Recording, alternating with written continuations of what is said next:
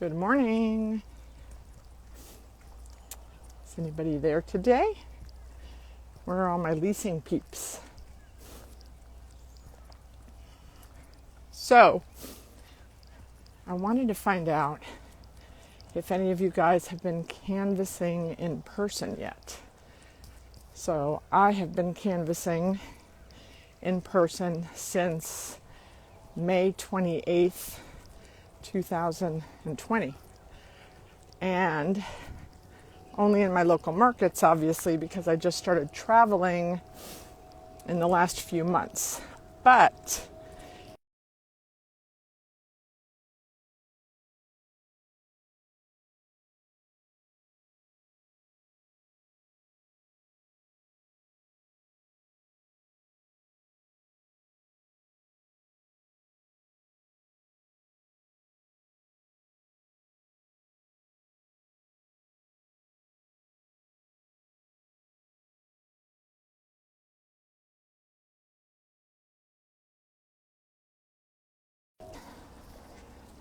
say hi to Mowgli. Where's Mowgli?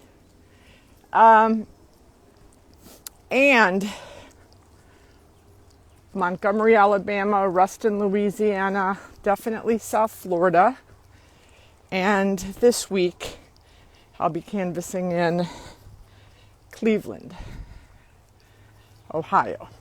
So, canvassing is back, and the results have been amazing.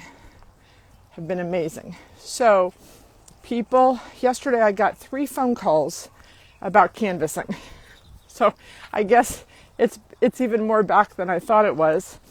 And people were asking me when I canvass out of my market with my clients, what is the process? So I thought I would talk about that today, if my dog doesn't knock me over.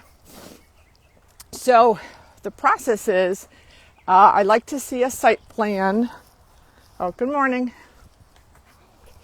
I like to see a site plan before I go to the market, so I know who's in the center.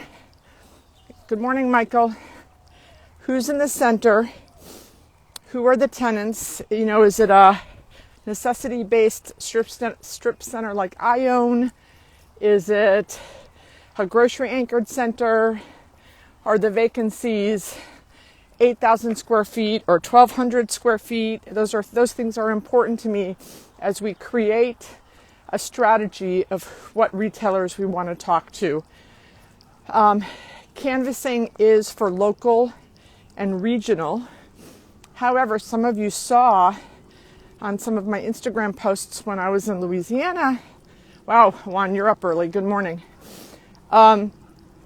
If we want to talk to some nationals, what I try to do when I'm in a market like we were in Louisiana, before the stores open at 8 o'clock, we'll sit in our hotel rooms and cold call nationals or like franchise directors, right? So Betsy from Hutton and I cold called like Sonic and who else?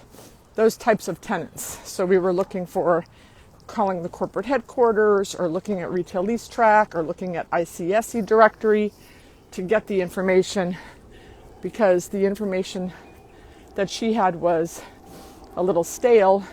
So we were updating our database for a couple hours before we hit the road when the stores typically open at 10. Michael, today I am driving up to Jupiter, Florida. A client of mine is looking at an acquisition in that area, and I'm going to go give them some feedback on that. And then I'm meeting Jay Ciano and his kids for coffee this afternoon and have a bunch of phone calls on my drive in between, trying to get a couple deals done with these nationals who drag their feet. They don't drag their feet, but they have lawyers who like to create obstacles. So, get the site plan, understand the tenants, understand the demographics, understand the vacancies, because if I had a property with 3 6 to 10,000 square foot vacancies, that canvassing trip would be completely different than if I had 4 1,200 square foot vacancies, right? Just like when I was in Mobile, we had 6 pads, 6 out parcel pads. That canvassing trip is completely different than if you have 6 1,200 square foot spaces available that were vanilla boxed. So that's the prep work. The prep work is understanding the vacancies and then creating a target list of who you want to go after. Is it fast casual? Is it discount dollar stores? Is it the local hair salon, barber shop, UPS store? So creating what I like to call my targeted top 5 and then prospects to go speak to. So for example, yesterday, Chloe and I, we have a space, 950 square feet, where we want a dessert concept. So we've talked to all of the cookie places. We've talked to the donut places. We've talked to the coffee and pastry places. So yesterday we said, what about pie places and cakes, decorative cakes? So we went to Facebook, and lo and behold, in South Florida, there's like 28 cake places. So that will be something Chloe will work on with Facebook and Instagram over the next few days. And then next week, whoever says that they might have some interest, we will go see them, go see their stores. So, and then it was funny, yesterday I got a Facebook response from a bridal salon that I wrote to in January on Facebook. And she said, oh, we're getting ready to look at other locations. Where are your shopping centers? So that's the gift that keeps giving. So if you do Facebook prospecting, you may get a response 3 months later that you can work. Okay, so in summary, if you're canvassing outside of your market, learn the demographics, learn the center by understanding who the tenants are. If you have sales of the tenants, obviously that would be very helpful because you'll know who's doing well and who might not be doing well.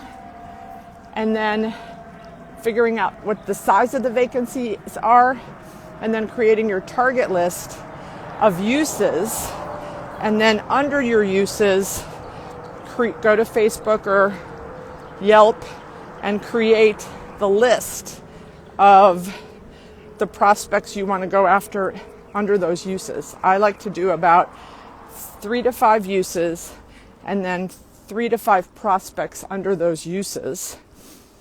And then just hit the market canvassing, have those targets in mind, but you might come across, like when we were in Louisiana, I didn't have nutrition store as one of the uses.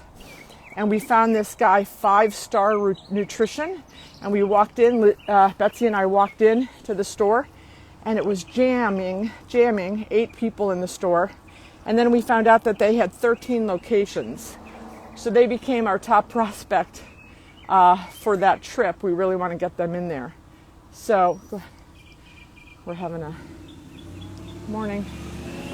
So when you go canvassing, you find uses that you might not have considered or thought of. So that's how I do my canvassing trips before I get to a new market. I hope that helped. For those of you that like these tips, and if you're my leasing peeps, in 2 weeks from, I think 2 weeks tomorrow, we are starting our new Rockstar to Superstar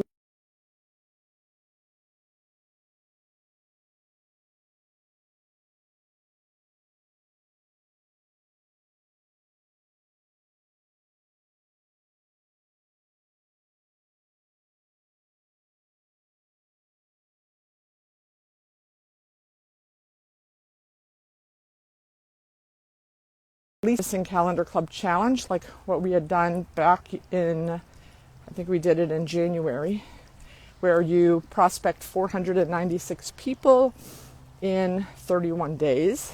So that will, when we do that in August, that will obviously create an unbelievable pipeline for your last quarter of 2021. So, and you get a free copy of the Retail Leasing Playbook. So if you're interested, click in my bio in the link, and there will be a sign up. It's $79 a month for 8 months. So I don't know, what is that? $20 a week. So I think a lot of value, and you get to meet your peers who have also signed up. I think we have about 30 people signed up so far.